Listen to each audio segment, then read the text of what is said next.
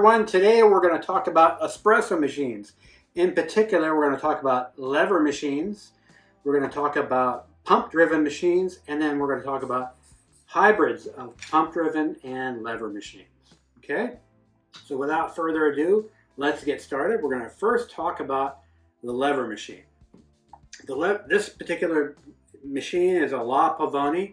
It's a pre-millennium. In other words, it was built before the year 2000. But it's a traditional lever machine. It has a single boiler on it, obviously a portafilter and a lever.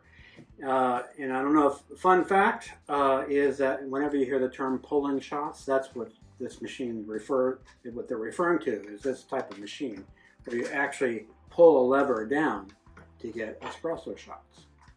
Okay, so a couple of things to note about a machine like this is it has a big boiler on it that heats the water up to develop a pressure inside the boiler of about 1.2 bar or about 17.5 psi.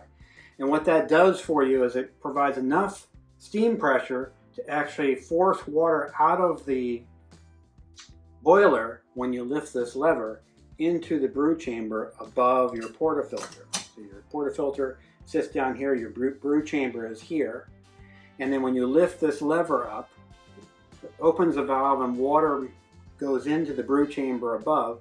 Then you apply pressure to the puck using the lever, usually about 9 bar of pressure or about 130 psi is what this lever will do for you. And then you get espresso out the bottom. Now, a couple nice things about this particular machine. Obviously, it looks pretty simple, and it actually is. I've had this machine for more than 20 years, and the only thing I've had to replace in it has been the gaskets in the group head. Otherwise, it's been pretty trouble-free machine. It looks nice. It's very compact, so it's a really nice machine.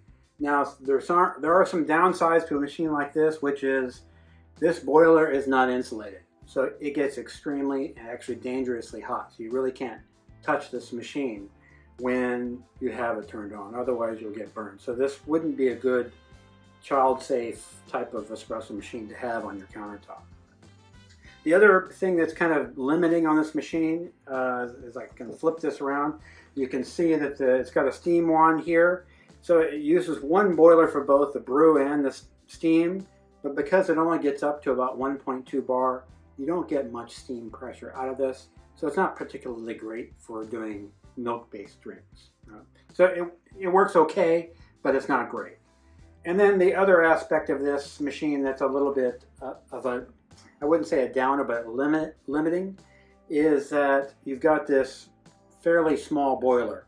So once you pull a shot, the sight glass will go down, the water will drop, and the water will continue to drop as you make shots. So you're limited on the number of drinks you can make and how quickly you can make them. So this wouldn't be a good machine if you wanted to make coffee for groups of friends. It's really good for just 1 or 2 people. So it's not good for volume. But other than that, it's a great machine. So if it's just for you and your spouse or you and a significant other, this is a great machine. So let's go ahead and give it a whirl. Has a fairly small portafilter in it. I've measured out 12 grams of coffee. Because this is a pre-millennium espresso machine, these only took 12 grams of coffee. The newer ones, I think, take 14 to 16 grams. And level that out. Go ahead and compress the puck.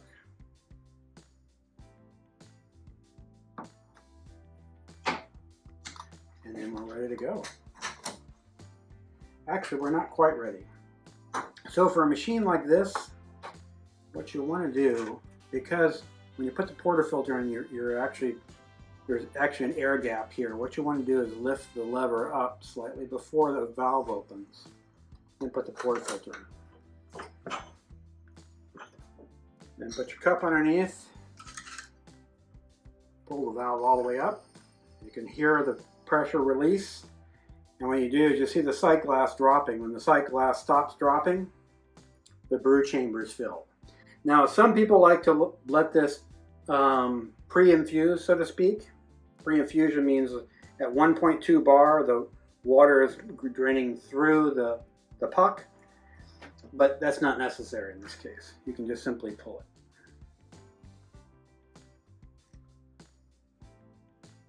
And there you have it. Nice espresso shot.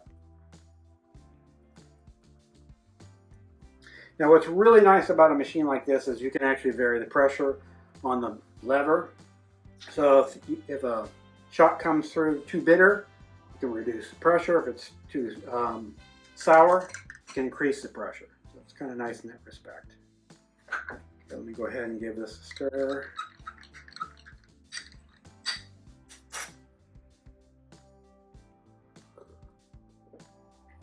Very good. Yeah, nice espresso shot. Very good. So there you have it. This is the La Pavoni, and I think it's called the Pre-Millennium Lever. Okay, so let's move on to our next machine. Okay, so let's talk about pump-driven machines. Okay, so let's talk a little bit about the anatomy of a pump-driven espresso machine. They're a little different than single boiler machines in that they typically will have either a heat exchanger boiler, which means a boiler inside of a boiler, dual boilers, or it will actually have a single boiler that's switchable from steam or brew, okay? But most pump-driven machines will actually have a reservoir in the back, and what this does is it allows you to add water to the system without actually having to turn it off, because you have a pump that pulls water from the reservoir and fills the boilers, okay? This particular machine is called a heat exchanger machine, which means it has a boiler inside of another boiler. This particular machine has a gauge for the pressure for the boiler. It also has a gauge for the pump.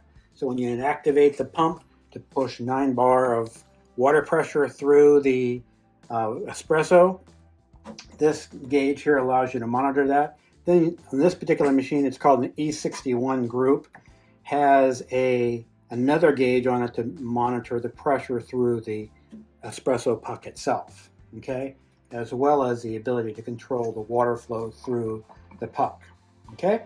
So pros and cons of a machine like this: clearly it has a presence. It's much larger than a typical single boiler lever machine. But as you can see, it has a nice presence. This machine is 10 years old. You can see it's held up fairly well. They're fairly low maintenance. The only thing you need to fix with them typically is to replace the group gasket on these, and then on occasion you might need to descale the boilers themselves. But generally speaking, these things are fairly low maintenance. They make great consistent espresso shots, and they have lots of capacity. So one big difference between a heat exchanger, dual boiler, pump driven machine versus a single boiler lever machine is that this has a lot of capacity. You're not going to run out of steam power, you're not going to run out of brew pressure, you're not going to run out of water. You can make drink after drink after drink, so you can serve up as many people as you like. So that's one of the big benefits. Downside is it does cost a little bit more to purchase a machine like this. It will use up more of your counter space, and it will probably use up a little more electricity. So those are kind of the benefits and trade-offs. Now, let's go ahead and make some coffee. Now, this particular group head is called an E61. It was developed by Fiamma in 1961. That's why it's called the E61. So it's a commercial group head. And what we're going to do is put 18 grams of coffee in to our portafilter. And get it.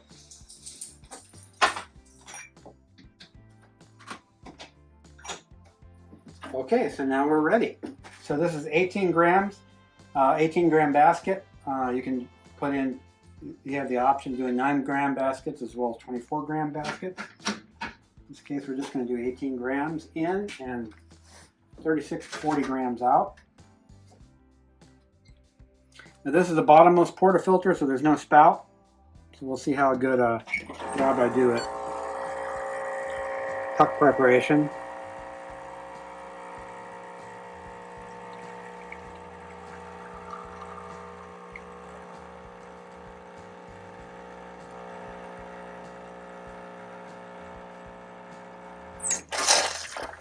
It was a little bit fast of a pull. Probably could have gone with a finer grind in this particular case. It pulled a little bit quick, but let's give it a taste.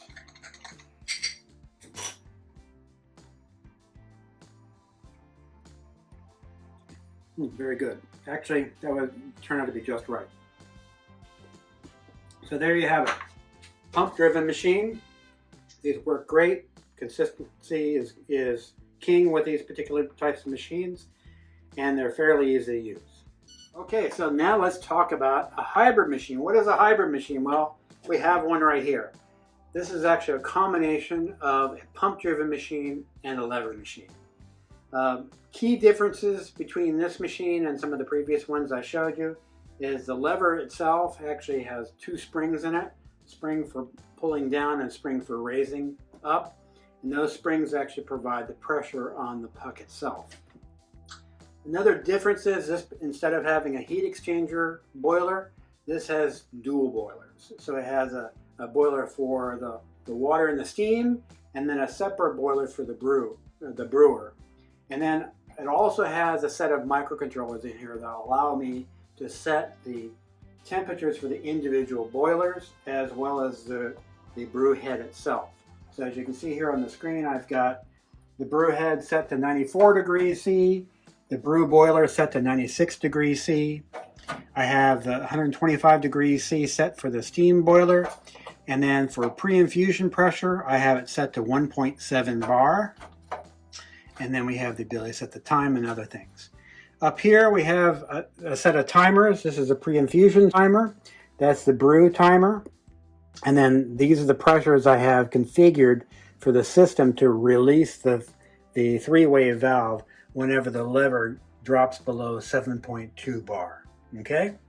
So key benefits with a machine like this, one is you get kind of the benefits of a lever machine with respect to the ability to control the pressure on the puck at any given moment.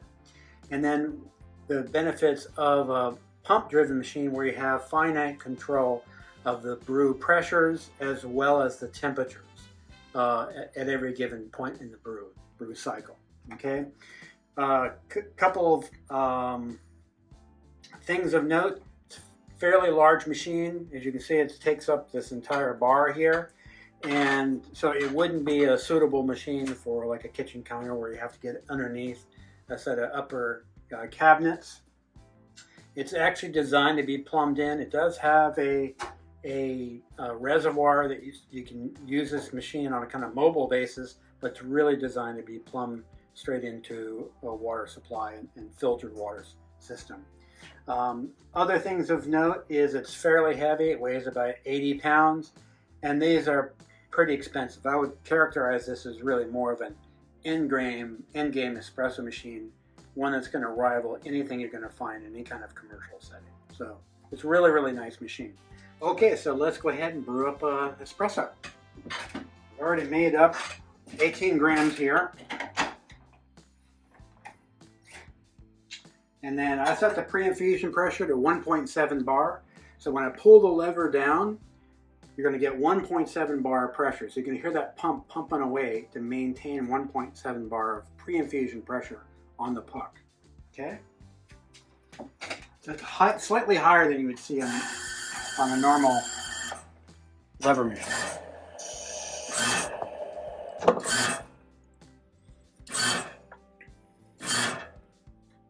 Okay, we're starting to see drips, so I'm going to go ahead and lift the lever, and here we go.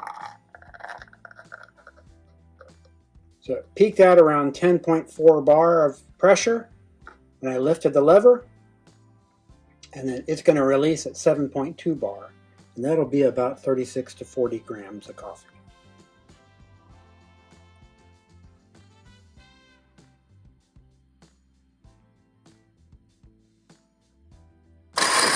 There we go. Beautiful.